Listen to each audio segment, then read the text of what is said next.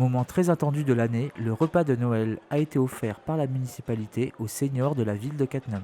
C'est une ancienne tradition qui a lieu depuis de très nombreuses années et nous ne voulions pas, en 95 en particulier, déroger à cette tradition. Donc chaque année, depuis 95, nous l'organisons, alors avec des améliorations au fil des années. Et puis pour que les anciens de plus de 60 ans passent une bonne journée et soient contents de se retrouver ensemble. Il faut savoir qu'en ce qui concerne l'organisation de la salle, il y a toute une préparation à faire pour les 300 convives. Donc ça passe par la location des vaisselles, le traiteur, l'orchestre. On essaie de réserver l'orchestre déjà bien un an à l'avance. On sait déjà le nom de l'orchestre de l'année prochaine. Donc toute cette organisation est nécessaire bien en amont pour pouvoir réussir cette journée. Les clés de la cuisine sont confiées à un traiteur qui est épaulé à l'apéritif par les pompiers catenomois et au digestif par l'association des donneurs de sang bénévoles. Quel menu proposez-vous pour le repas des anciens? Alors, les anciens vont déguster donc en amuse-bouche un petit canini de saumon fumé avec de la pomme de terre râpe. Pour suivre dans l'éternel potage qu'on a fait une crème de lentilles avec des lentilles du puits. Après, on proposera un caclon avec des cuisses de grenouille, de la jus de lotte et des écrevisses champignons. Ensuite, ils vont un sorbet citron avec du morito. En viande, ils ont pris un agneau avec une croûte de noisettes par-dessus. Donc, l'assortiment de fromage qui est composé de brie et du comté. Et puis en dessert, on a un petit entremets au chocolat avec 3 canettes de mousse au chocolat par-dessus et une boule de glace vanille. Comment organisez-vous vos équipes en cuisine? C'est une équipe permanente, c'est des gens qui me suivent depuis plus de 10 ans, qui savent travailler, la preuve, donc j'ai rien à dire. Le travail se fait naturellement. En salle, c'est exactement la même chose, ils connaissent le roulement, ils connaissent le travail. Quelle est la recette pour que ce repas soit un moment de fête?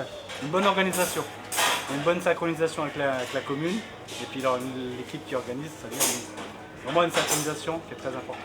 Cette année, c'est encore une fois Madame Oliviero et Monsieur Noël qui sont les doyens de notre commune.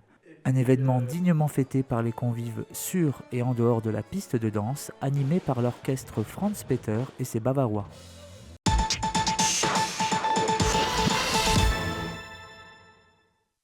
Pour Saint-Nicolas, le Judo Club organise un tournoi interne où parents, bénévoles et le comité sont conviés à venir apprécier les combats, mais aussi les performances arbitrales. Comment on organise l'arbitrage? Chez nous, on s'arrange pour que ce soit les jeunes du club qui arbitrent les combats des plus petits. Donc on a par exemple ici des benjamins qui vont arbitrer des poussins et des minimes qui arbitrent les catégories en dessous également. On préfère que ce soit les jeunes du club qui arbitrent les plus petits. Dès les plus petites catégories, les judokas sont déjà initiés à l'arbitrage. Le club les invite ensuite à participer à des stages fédéraux pour obtenir leur licence officielle. Pourquoi avez-vous choisi de vous lancer dans l'arbitrage? Parce que c'est aussi une partie du judo qui est très importante parce que sans arbitre, il n'y aurait pas de compétition. Petit lexique pour les nuls des termes d'arbitrage les plus couramment employés. Il y a hajime, ça veut dire démarrer le combat. Mate, c'est arrêter le combat. Ippon, c'est la valeur la plus élevée. Osaikomi, c'est quand on prend en immobilisation. Et Toketa, c'est quand on sort d'immobilisation. Au final, l'arbitrage semble être partie prenante de la formation du judoka. Mais à quoi cela peut-il bien servir à un compétiteur? Déjà de se rendre compte qu'effectivement les décisions ne sont pas toujours simples à appliquer, qu'on peut parfois se tromper, ça donne des responsabilités, donc ça complète tout à fait l'activité judo.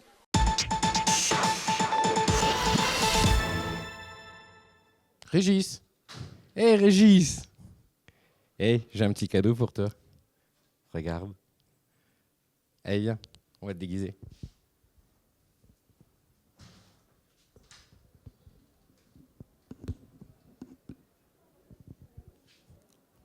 C'est bon, on est prêt. Marché de Noël? Let's go! Hop!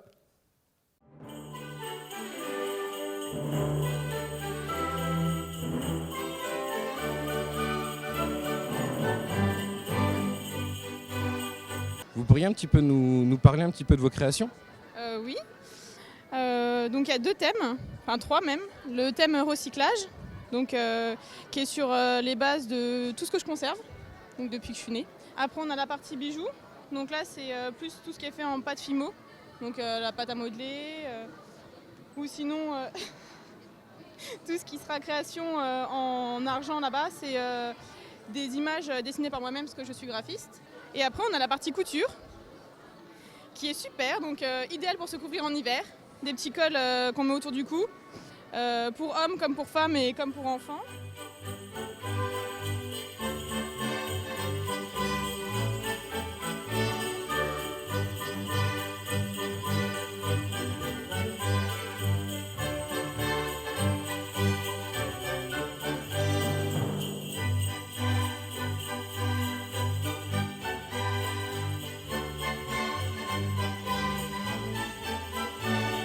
Bonjour. Bonjour. C'est la première fois que vous venez ici? Non, je viens toutes les années. Que cherchez-vous d'habitude ici? Moi, je viens voir. Essentiellement, je viens voir les belles choses.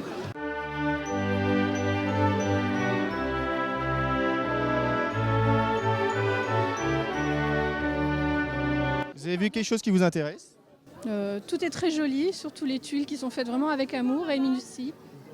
Ça, c'est gentil pour la personne qui les a faites. Bah non, il faut reconnaître le travail bien fait, c'est tout. C'est vrai, c'est vrai. Voilà. Bah, bonne continuation. Merci.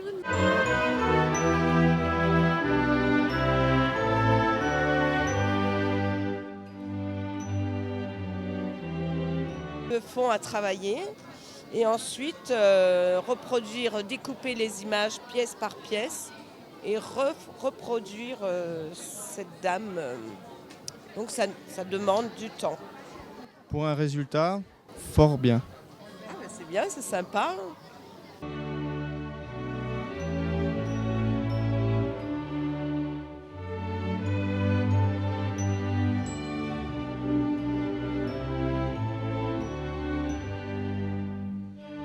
Je me suis toujours demandé qu'est-ce que ça faisait d'être à la place du Saint-Nicolas.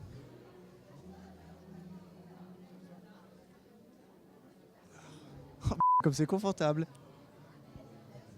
Excusez-moi. Et on a une belle vue. Ah, c'est bien. Franchement, tu devrais essayer. Viens prendre ma place.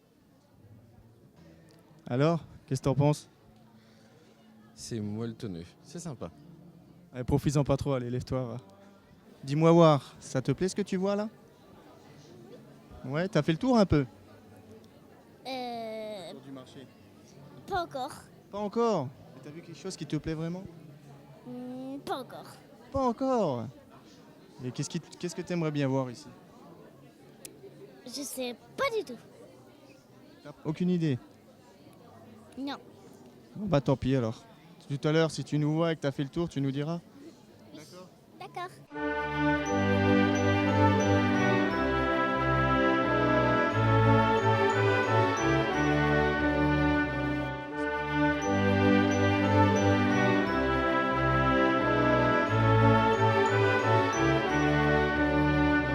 On a vu le spectacle de danse tout à l'heure. Qu'est-ce que ça apporte un spectacle comme ça dans un marché de Noël? Eh ben, ça permet déjà aux jeunes filles, aux petites filles de se représenter en public devant des spectateurs qui ne sont pas forcément là pour ça. Et puis ça permet aux parents de voir un petit peu le travail qu'on fournit. Et puis aux personnes qui exposent ou qui viennent voir simplement le marché de Noël de savoir qu'il y a de la danse à Cattenom. Oh bah, tout est très beau ici. Hein. Moi, je sais pas pour vous, mais on a fait le tour. Marché de Noël, Cattenom, franchement bien. Il y a eu beaucoup de monde, peut-être avec la danse, je sais pas. Et je pense que vous avez peut-être aimé autant que nous. Donc, amis Cattenomois, à bientôt.